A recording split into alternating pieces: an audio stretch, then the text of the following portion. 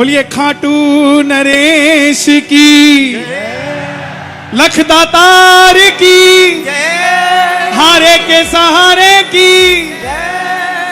आज गुरुदेव, हम शाम भक्तों के लिए बहुत बड़ा दिन है, क्योंकि खाटू धाम में पहली बार हमारे देश की राष्ट्रपति महामहिम द्रौपदी मुर्मू जी भी माथा टेकने गई हैं खाटू धाम में। और प्रथम नागरिक होता है राष्ट्रपति, वो जैसा होता है उसी संदर्भ में पूरे भारत को देखा जाता है।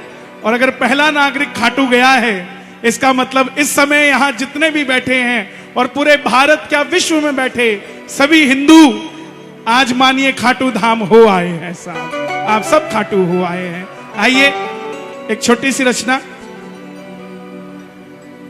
हारा हूं बाबा पर तुझ पे भरोसा। आपको आता है? गाएंगे आप सभी एक बार गाना मेरे साथ। हारा हूं बाबा पर जीतूंगा एक दिन, मेरा दिल